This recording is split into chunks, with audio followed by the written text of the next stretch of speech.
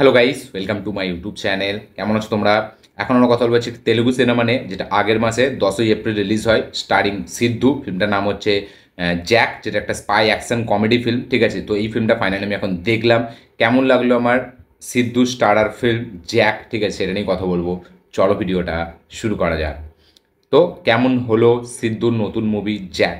সিদ্ধুকে আপনারা সকলেই ডিজে টিল্লু এবং টিল্লু স্কোয়ার যে সিনেমাটা, সেই দুটো দিয়েই বেশিরভাগ লোকে চেনে। আমিও বলা যায় ডিজে টিল্লু থেকেই চিনি। তার আগেও সে অনেক ফিল্মে মানে সাইড আর্টিস্টের রোল করেছে, ঠিক আছে, সাইড ক্যারেক্টার প্লে করেছে। বাট অতটা জনপ্রিয়তা সে পায়নি তখন। বাট ডিজে টিল্লু সিনেমাটি করার পর, কমেডি সিনেমাটি করার পর, সেখান থেকে কিন্তু সে দারুণ একটা ফেম পায়। এবং আগের বছর সে টিল্লু স্কোয়ারের মতো সিনেমা দিয়ে, যেটা সে 135 কোটি টাকার একটা বক্স অফিস কালেকশন দেয়, এটা হিউজ একটা বক্স অফিস কালেকশন করে দেয় সে। এবং তারপর থেকে সে মানে তার একটা জনপ্রিয়তা আরও বাড়ে।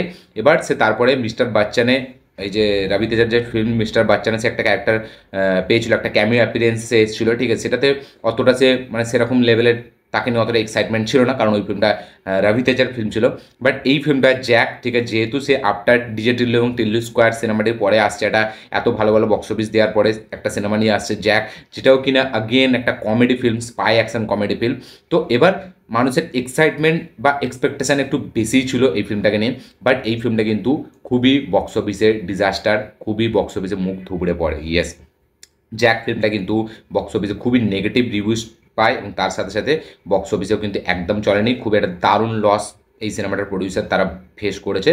এবার এই সিনেমাটার গল্পটা হচ্ছে যে একটা ছেলে, যে কিনা ছোটোবেলা থেকেই মানে সব কাজেই সে মানে বেকার, কোনো কাজে সে মানে সফল হয়নি, ঠিক আছে। তাকে সে বিভিন্ন জিনিসে বিভিন্ন কাজ করার জন্য, মানে কখনো ফুটবলার হতে চেয়েছিল, কখনো মানে ক্রিকেট খেলতে চেয়েছিল, ঠিক আছে, কখনো সে এই হতে চেয়েছিল, ওই হতে চেয়েছিল। বাট সবেতেই তার যে মানে তাকে যারা ট্রেনিং দিত, 24টা ট্রেনার, ঠিক আছে, তারা সেই 24 জন মিলে বলে দিচ্ছে যে এই ছেলেটার দ্বারা কিচ্ছু হবে না।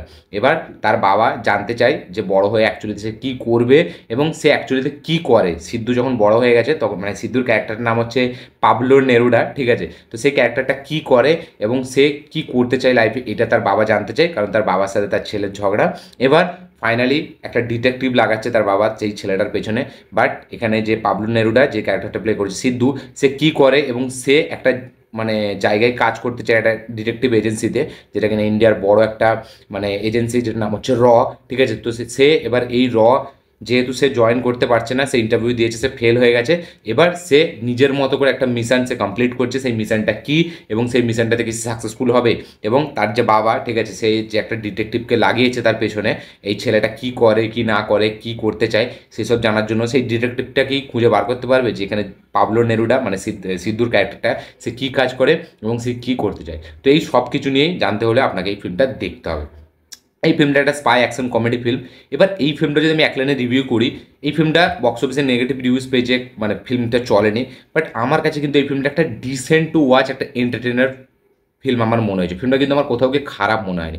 মানে ফিল্মটার মধ্যে গল্প লেভেলে কিছু নেই, সে তো আমাদের মানে দেখলেই আপনি বুঝতে পারি যাবেন, যারা একটু রেগুলার সিনেমা ফলো করে। মানে সেরকম গল্পের মধ্যে কোনো নতুনত্ব নেই, ঠিক আছে, বা প্রেজেন্টেশনও যে হেভি এক্সিকিউশন লেভেলে ভালো সেরকম না। বাট এই ফিল্মটা মানে সিদ্ধুর জন্য না আপনাকে ভালো লাগবে।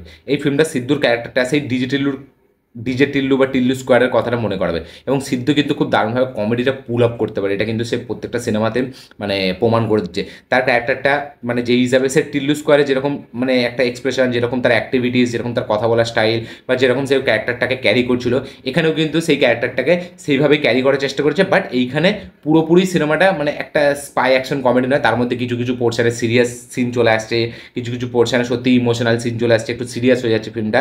তো এখানে ডিরেক্টর না ঠিকভাবে মানে ব্যালেন্স করতে পারেনি, সে অ্যাকচুয়ালিতে যে কমেডিটাকে শুধু দেখাবে, নাকি তার সাথে সাথে সিরিয়াস দিকটাও দেখাবে, নাকি ইমোশনাল যে করে তুলবে, নাকি আবার শুধুই ওভার দ্য টপ একটা কমেডি হবে। তো ডিরেক্টর এখানে ব্যালেন্স করতে পারেন ঠিক লেভেলে, যে সে অ্যাকচুয়ালিতে কী করতে চায়। এটা যদি পুরোই আউট অ্যান্ড আউট একটা কমেডি ফিল্ম বানাতো, আমার মনে হয় আরও বেটার হতো।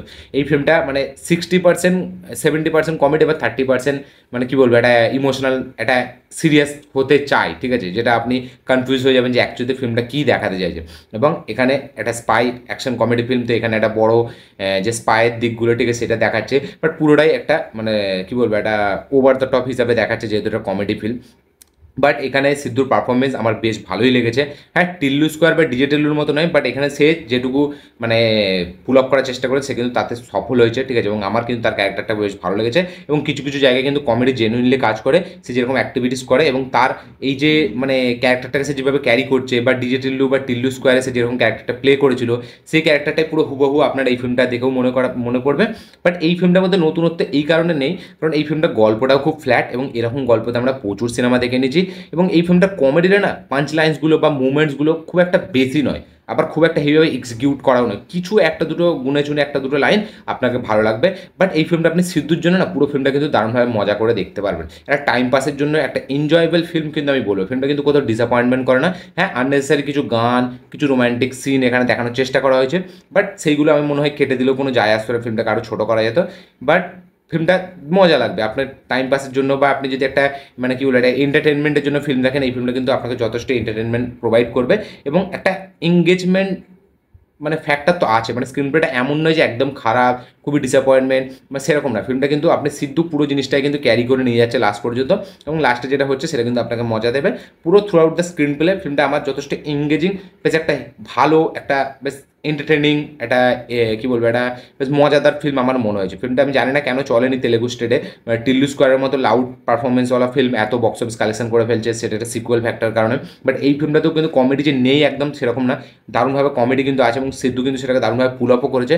বাট যেহেতু হয়তো মানে এই যে টেমপ্লেটটা যে একটা মানে আতঙ্কবাদীকে ধরতে হবে, সেই ইন্ডিয়ার ওপর অ্যাটাক করছে, ঠিক আছে, সেই জিনিসটাকে যেভাবে কমেডির মাধ্যমে দেখিয়েছে সেটা হয়তো অনেকজনের পছন্দ হয়নি, তো জানি না কেন। বাট আমার কিন্তু ফিল্মটা একটা এন্টারটেনিং ওয়েতেই আমি ফিল্মটা নিয়েছি এবং ফিল্মটা কিন্তু আমাকে মানে একটা মজা দিতে সক্ষম হয়েছে। ফিল্মটা এন্টারটেনমেন্ট ভ্যালু আছে, ফিল্মটা পারফরমেন্স বেশ ভালো সিদ্ধুর, বা এখানে প্রকাশ রাজের কথা বলি, সেও এখানে দারুণ মানে তার এক্সপ্রেশনের মাধ্যম দিয়ে কমেডিটা পুল আপ করার চেষ্টা করেছে, সেও ঠিকঠাক। হ্যাঁ, এখানে হিরোইনের রোল সেরকম কিছু করার মতো ছিল না, এখানে ভিলেনও খুব মানে একটা দুটো সিনেই তাকে আমরা দেখতে পাই, তারও স্ক্রিন টাইম কম, বাট পুরো সিনেমাটাই ক্যারি করেছে সিদ্ধু, ঠিক আছে, তার কাঁধের ওপর পুরো সিনেমাটা ছিল এবং সে কিন্তু ডিসেন্ট পর্যন্ত নিয়ে গেছে। আমি বলবো বেশ ভালো একটা ওয়ান টাইম ওয়াচ, একটা ডিসেন্ট এন্টারটেনিং ফিল্ম আমি বলবো না ফিল্মটা হেভি কিছু, আবার যে মানে ব্যাপক খারাপও যে বিশাল এরকম না।